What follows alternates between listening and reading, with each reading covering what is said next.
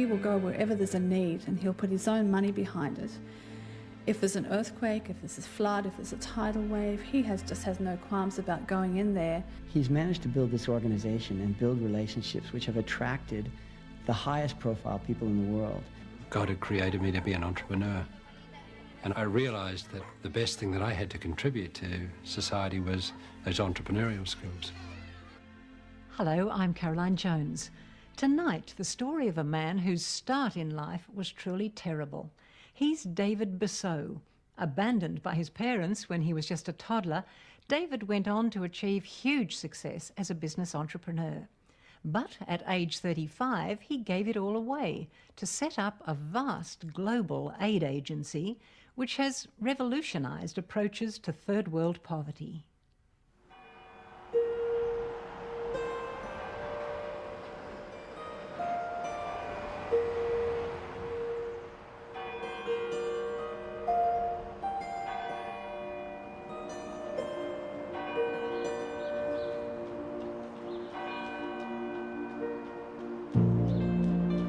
When I left the orphanage at 15, I made a decision that nobody was going to order me around and tell me what to do. So I set about building a framework around me that enabled me to call the shots and to make the decisions about my life and what the next steps were.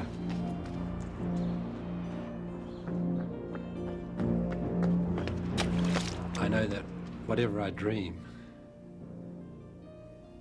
will come to pass, and it frightens me sometimes to the point where I don't want to dream, because I think anything is accomplishable.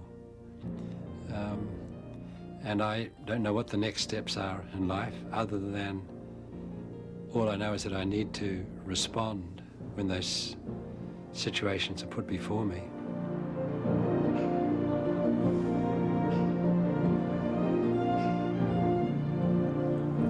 He has demonstrated how someone can combine great gifts which are locked up in a person and allow them to be used in a significant way for others, and someone who himself received very little as a child.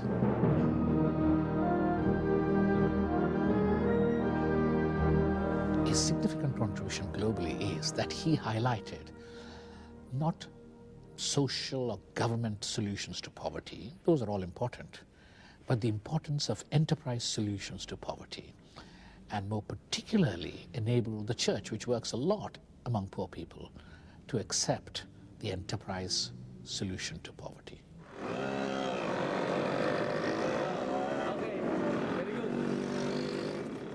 David is immensely surprised at what has happened in his life. His past has been extremely painful.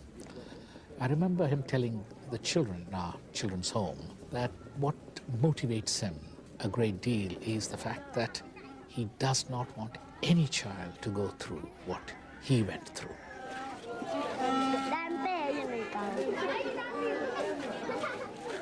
When I look back on those formative years of my life, in retrospect, I can see that they were necessary. I can see that they were what was needed to build the character within me and the nature that I am.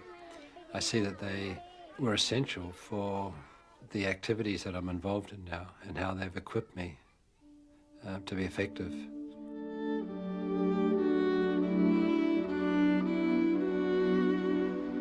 My earliest memories are very vague. I don't know who my parents are. Obviously they gave me up to some institution, and I really only have one image that I can recall, and that's walking up a drive into one of the orphanages with a suitcase which probably was very small but seemed large to me at the time, and the drive looked long and it probably wasn't that long anyway, but that's the image, the very first image that I can sort of convey, and I don't really know how old I was even then. But I've successfully been able to block out much of those experiences through those years, that I don't look back on it with joy. And I guess it's one of the areas in my life that is lacking, is that I can't look back at a childhood and say, yeah, these are memories that I cherish. The memories that I do have are probably not the memories that you want to keep anyway, because they were the areas where you were exposed or abused. Being brought up with 40 other boys, various people rose to the top and others got pushed down to the bottom, and you were subjugated to abuse by older boys. In New Zealand at that time, 15 years was the age that you could be employed, and the orphanage didn't provide you with support or an education after that age. And the orphanage found you a job to go to and a place to stay, a boarding house to stay. And you would go out at that age and start making life on your own.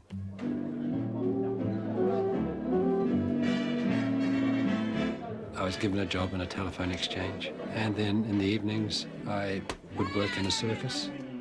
The first business I ever had was a hot dog stand outside a football stadium, and I didn't need any capital for that because I leased the stand off someone else and paid the person at the end of the day.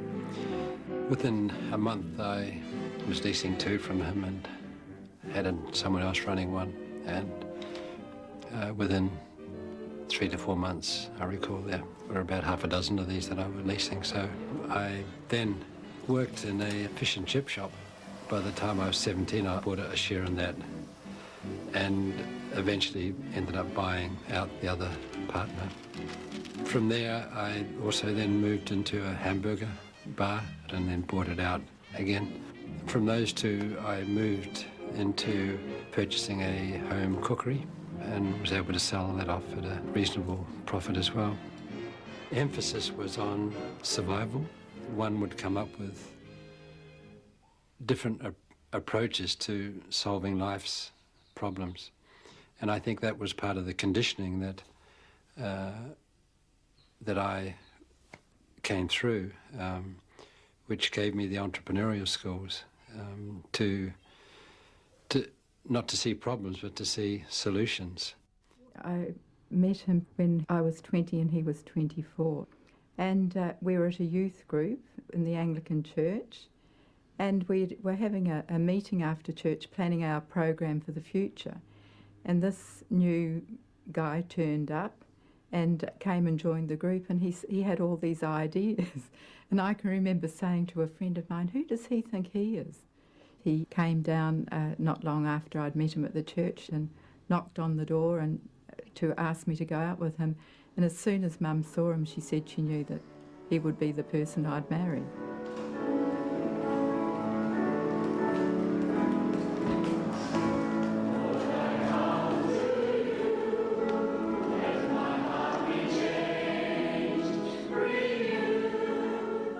Carol was the one who reignited and was able to identify within me the spiritual dimension of my life.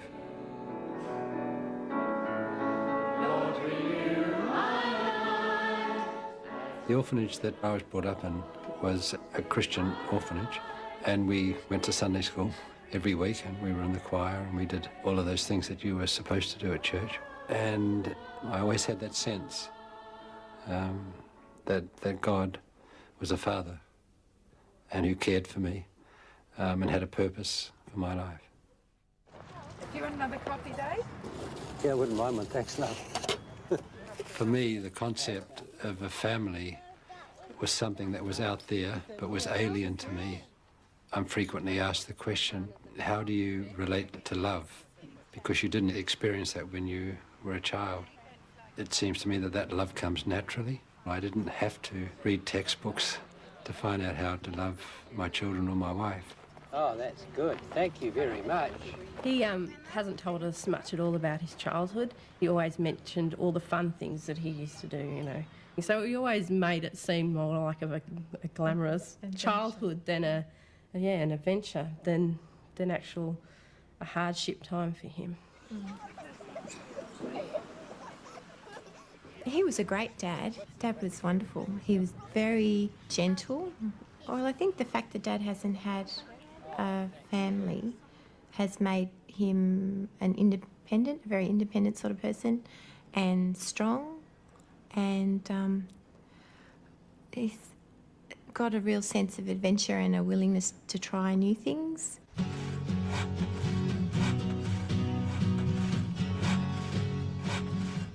When we first came into Australia, we had to go at a number of things, and the building industry attracted me the most. And even though I didn't have knowledge or experience about construction, I think I had the tenacity and aggressiveness to have a go at it. From there, within a short period of time, using my own capital, bought into the construction company, and then bought out the partner again, and then set up other construction companies to complement that program.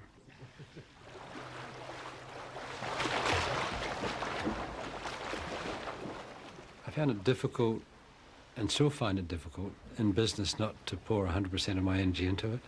The people who suffer from that are the people that you love the most around you.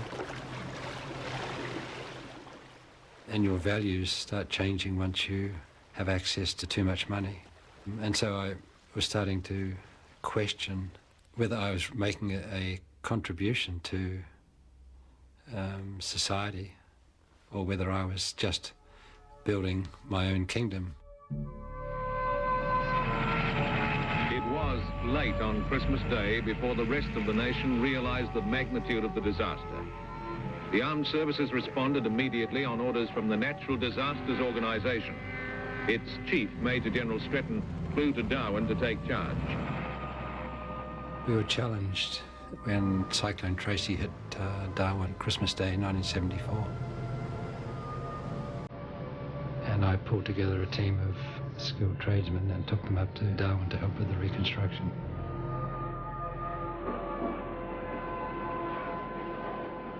From that, the seed was sown that maybe I could have a more significant contribution by doing that full time.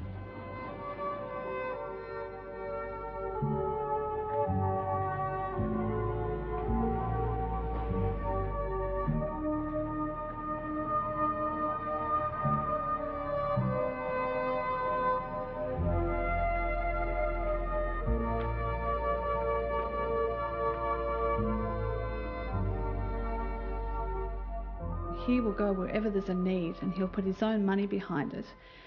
If there's an earthquake, if there's a flood, if there's a tidal wave, he just has no qualms about going in there and doing what he can and using his creativity with whatever that problem is.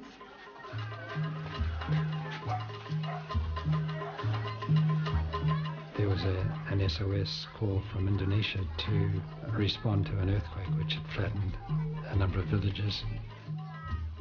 And so we took our 2 children and we moved. And I pulled together a team of skilled tradesmen and took them up to Darwin to help with the reconstruction.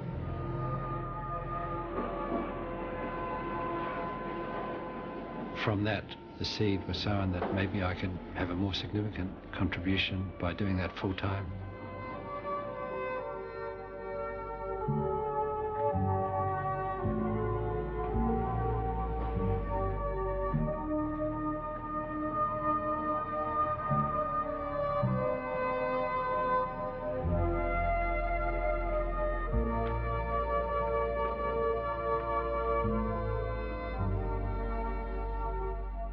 He will go wherever there's a need, and he'll put his own money behind it. If there's an earthquake, if there's a flood, if there's a tidal wave, he just has no qualms about going in there and doing what he can and using his creativity with whatever that problem is.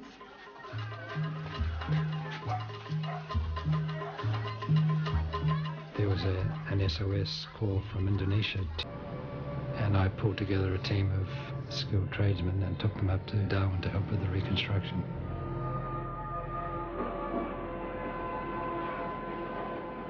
From that, the seed was sown that maybe I could have a more significant contribution by doing that full time.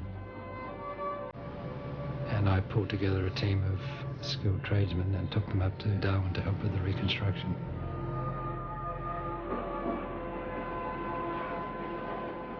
From that, the seed was sown that maybe I could have a more significant contribution by doing that full time.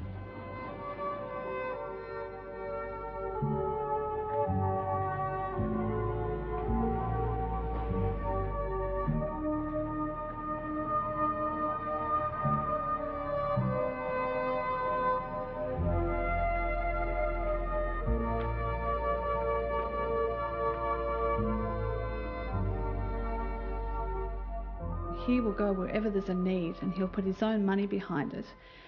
If there's an earthquake, if there's a flood, if there's a tidal wave, he just has no qualms about going in there and doing what he can and using his creativity with whatever that problem is.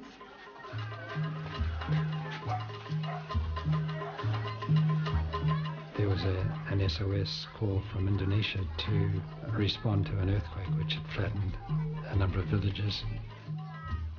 And so we took our 2 children and we moved to Indonesia. We stayed with that community for a couple of years and helped them to do some infrastructure, such as a dam that we helped them to build, and a clinic and a local church and a school. And it was whilst I was working there with those communities that I realised that the problem of poverty was one of debt. Many families are mortgaging their children to cover that debt, so that at some point when the child is productive, they're then taken over by the moneylender to be productive for them. And in some cases, the people are mortgaging unborn children as collateral for the loans that they need to take just for survival. And so it then dawned on us that maybe that was a more effective way to help people, was to help them get out of debt. And it was clear that in order to get out of debt, they needed some capital.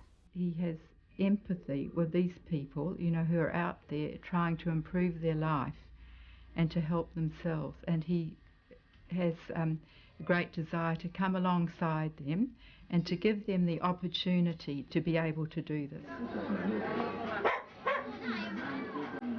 God had created me to be an entrepreneur. And I realised that the best thing that I had to contribute to society was those entrepreneurial skills. The problem is that the poor have never had the assets to be able to go to the commercial sources of finance. And in fact, they don't even have the sandals on their feet to be able to get into the door of the bank.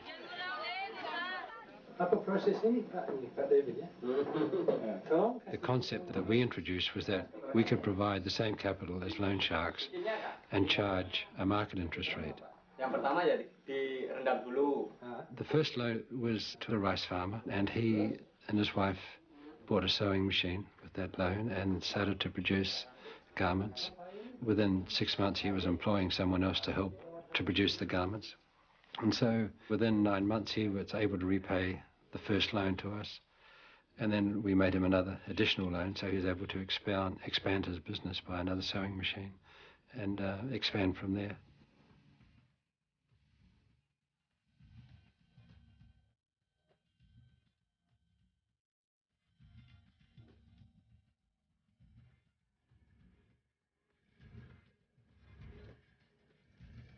And to create employment in the community.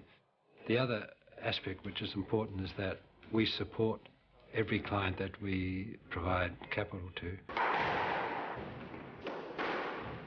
Despite coming from what could be described as a very humble background, he's managed to build this organization and build relationships which have attracted the highest profile people in the world. Fidel Ramos in the Philippines, the Governor General here, Princess Anne in England, Hillary Clinton in the US. And he's been able to attract them partly by force of personality and partly by the outcomes and the successes that he's been able to engender.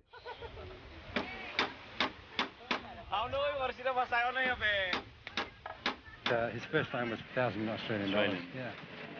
And he used that to buy material, the timber, to build this wardrobe. One wonders how he has been able to really lever such model with my money, what I think can happen for those who are poor in the third world. Having just returned from East Timor, this program is a lot more difficult now than it was before. At the moment, we have 600 loans, and we're the only organisation in East Timor that is involved in loans for small businesses.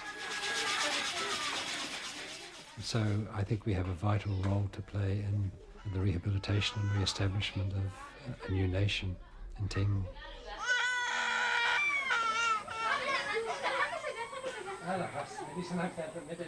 He's just an extraordinarily complex man, given how simply he projects himself.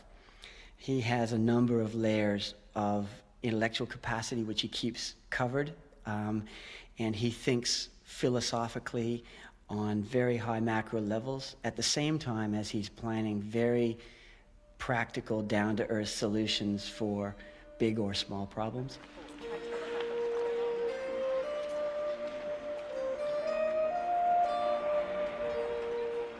He's been involved in church planting, and he's been involved in building up institutions. For example, he, together with some other people, founded the Oxford Centre for Missionary Studies, which is a degree-granting and diploma-granting organization in Cambridge and Oxford. And this is from a guy who didn't complete high school.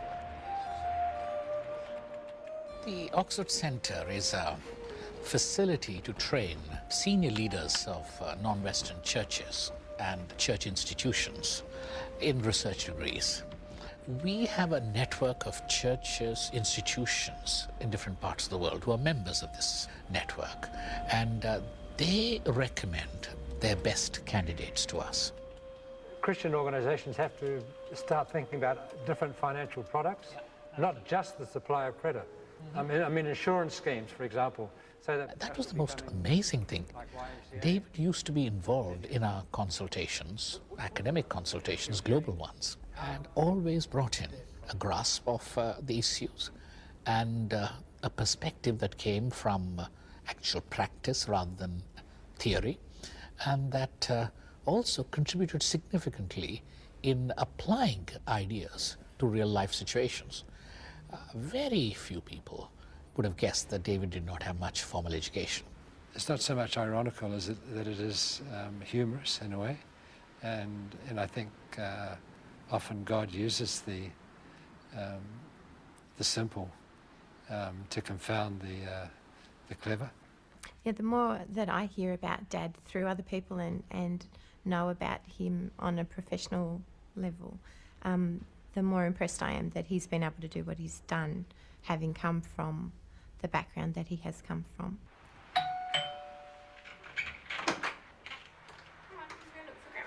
Granddad! Granddad! Dad! Hello! Hi, Dad. Hi. How are you going? Good, thank you. Good. Good to see you. If I stop and really think about or try and imagine what Dad would have gone through, then I feel really sad, especially as a parent now.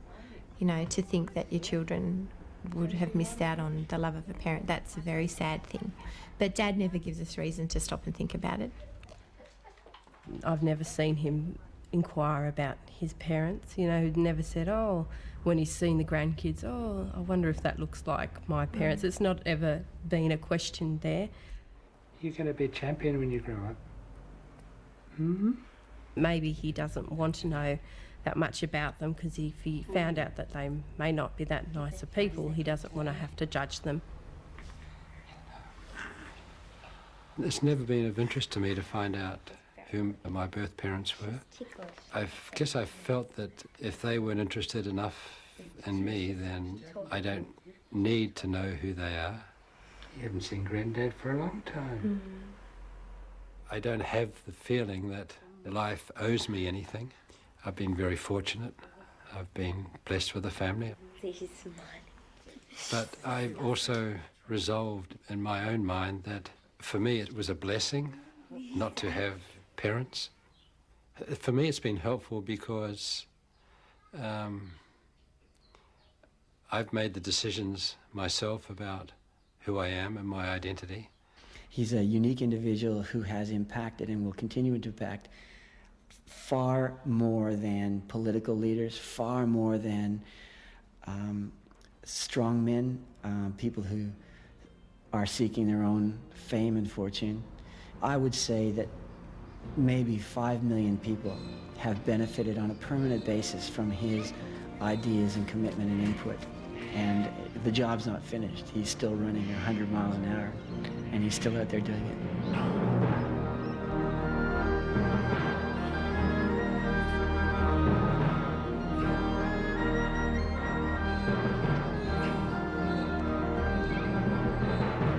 And yet it is such a wonderful tale of both the capacity of human beings to be able to deal with such a tough, hard past.